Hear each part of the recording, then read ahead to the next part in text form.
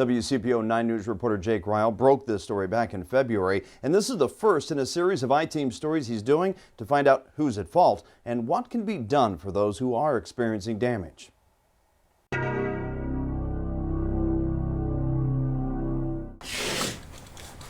As far as it'll go. We first met Burlington homeowner Richard Ison in early February. Just started feeling these blasts, and we found the damage. His home is on Timber Lane, about a mile from construction at the nearby Amazon Air Hub near CVG. Those blasts? It's like an earthquake. The house would shake and for a few seconds, and every day at 150. And again around 5:30. Yeah, like clockwork. Yes. His basement floor cracked, the walls pulling away from the fireplace. The cracks have gotten wider, so the damage is getting worse. He isn't alone. Damage to our loading dock. The concrete has cracked. Some cracking in our floor in our warehouse. Don Jones' business sits a little more than 1,500 feet away from the blast site, just out of the blast zone. That's the area the blasting companies are responsible for when covering any damages. The insurance company basically told us that anything outside of 1,500 square feet, they're not responsible for any damage. More than a dozen homeowners and business owners have now filed complaints to the Department of Natural Resources. The construction companies on site are responsible for securing blasting permits. Those come from the state level. And at the state level, there's no requirement for this type of blasting contractor to record seismograph readings. However, we do know all three companies at the Amazon Air Hub did. Homeowners still have questions. Why they didn't let us know beforehand that this blasting was going to be happening.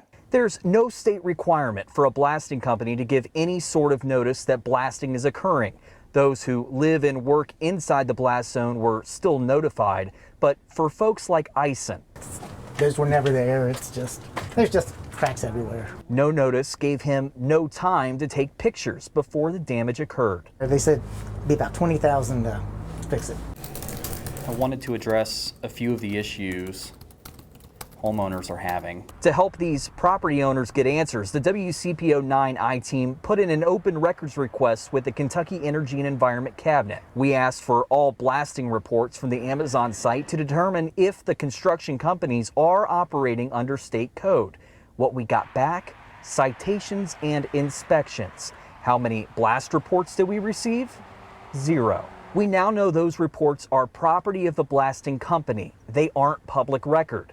There's also little regulation and no oversight. Essentially, it's an honor system. The state can request those reports from the blasting company to observe, but they never actually take them.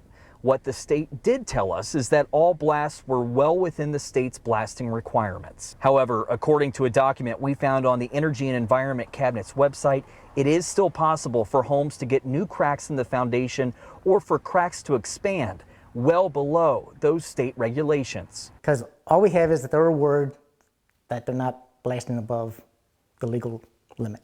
What we found were no records and little transparency at the state level. The Boone County Judge Executive is getting involved, even though this is an issue at the state level. They're asking Amazon directly for all of the blasting reports, what those do and don't contain. Could hold keys to the answers for homeowners. That was our Jake Ryle reporting. We should note we have reached out to both Amazon and Kokosin Construction, the general contractor for the site, for comment. We've yet to hear back. When we do, we'll let you know. And Jake's going to have more on what those state records found later this week.